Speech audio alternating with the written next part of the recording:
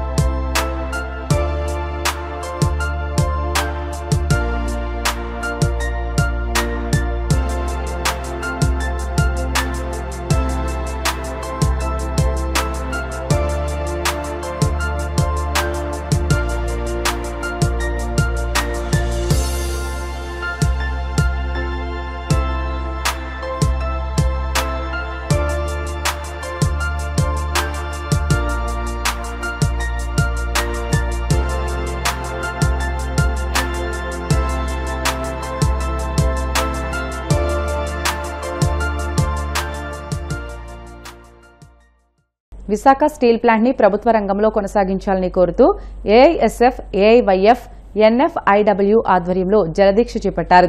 విశాఖ ఉక్కుకి సొంత గన్లు కేటాయించాలని, తొలగించిన కార్మికులను వెంటనే విధుల్లోకి తీసుకోవాలని వారు డిమాండ్ చేశారు. 32 మంది ప్రాణత్యాగంతో సాధించుకున్న విశాఖ ఉక్కు కర్మాగారం ప్రైవేట్ పరం చేయడాన్ని ఖండించారు.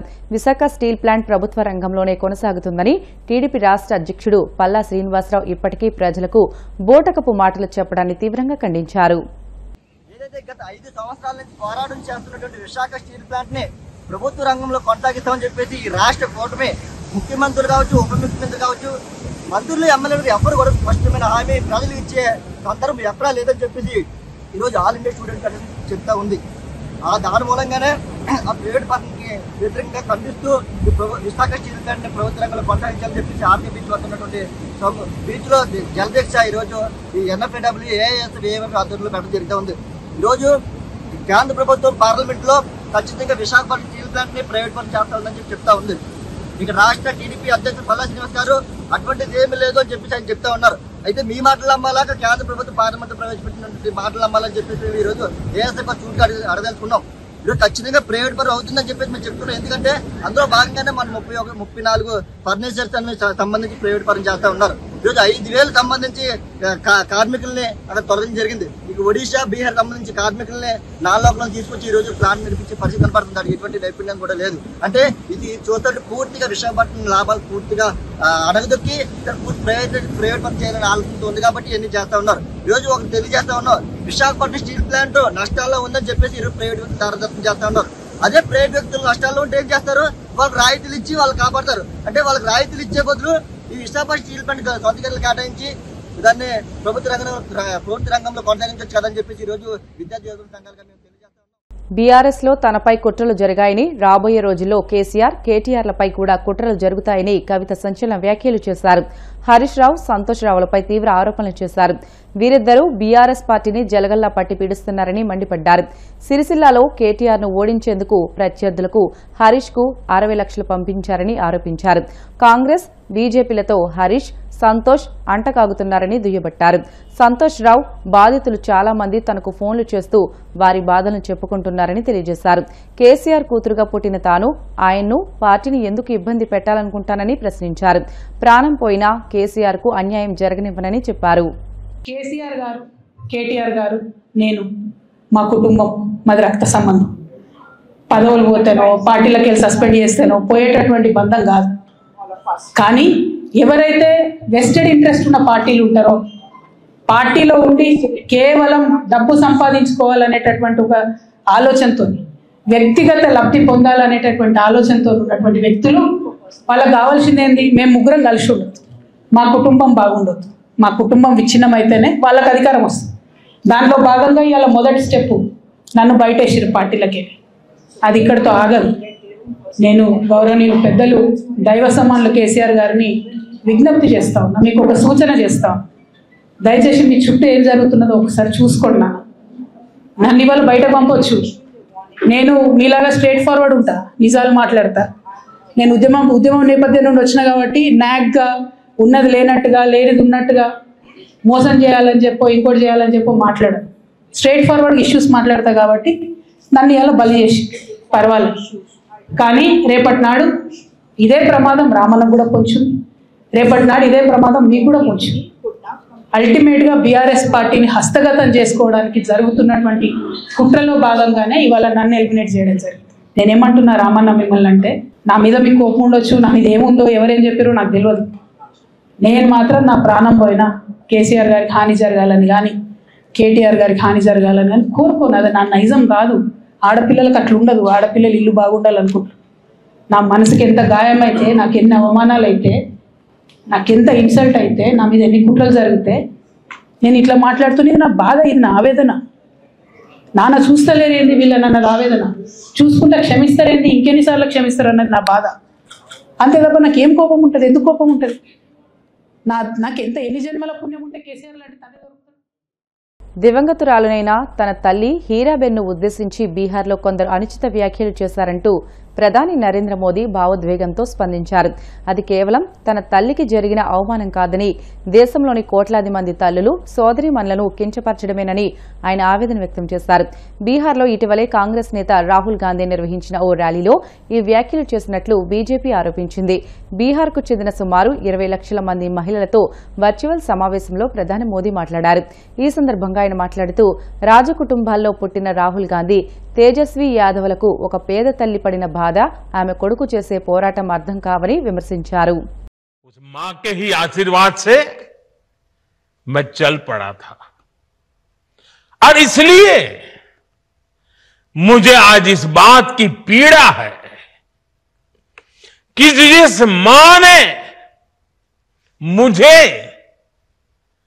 देश सेवा का आशीर्वाद देकर देश सेवा के लिए रवाना किया, भेजा। हर मां चाहती है कि उसका बेटा उसकी सेवा करे। हर मां चाहती है कि बेटा बड़ा हो, मां के लिए कुछ न कुछ करता रहे। लेकिन मेरी मां ने खुद के लिए नहीं, आप जैसी करोड़ों माताओं की मैं सेवा कर सकूं, इसलिए खुद से अलग करके मुझे जाने की इजाजत दी। आप सब जानते हैं, अब मेरी मां का शरीर तो इस दुनिया में नहीं है। कुछ समय पहले 100 साल की उम्र पूरी करके वो हम सबको छोड़ के चली गई। मेरी उस मां को, जिसका राजनीति से कोई लेना देना नहीं, जिसका शरीर भी अब नहीं है, मेरी उस मां को आरजेडी कांग्रेस के मंच से भद्दी भद्दी गालियां दी गई। माताएं बहनें, मैं देख रहा हूं आपके चेहरे, आपको भी कितना दर्द हुआ होगा। मैं देख रहा हूं कुछ माताओं की आंख में आंसू मुझे नजर आ रहे हैं। ये बहुत ही दुख देने वाला है, कष्ट देने वाला है, पीड़ा देने वाला है। क्या गुनाह उस मां का, क्या गुनाह जैसे भद्दी गालियां सुना दी जाए। వార్తలు ముగించే ముందు ముఖ్యాంశాలు మరొకసారి. కమలాపురం నియోజకవర్గ ఉత్తమ కార్యకర్తలతో సమావేశమైన మంత్రి నారా లోకేష్ పార్టీ కోసం నిబద్ధతతో పనిచేసిన వారికే సముచిత గౌరవం దక్కుతుందని స్పష్టీకరణ.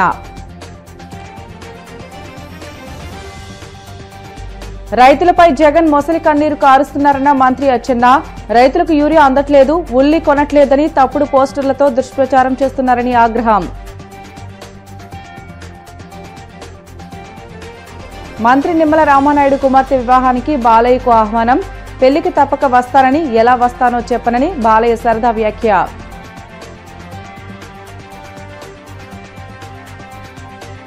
హరీష్, సంతోష్లు బీఆర్ఎస్ ను జలగల్లా పట్టి పీడిస్తున్నారన్న కవిత. ప్రాణం పోయినా కేసీఆర్ కు అన్యాయం జరగనివ్వనని వ్యాఖ్య. ఇవి ఇప్పటి వరకు బులెటిన్లోని అప్డేట్స్. మరిన్ని వార్తల కోసం BCN digital YouTube channel, Facebook పేజీని ఫాలో అవ్వండి. అప్డేట్ వార్తల కోసం ప్లీజ్ డూ సబ్స్క్రైబ్.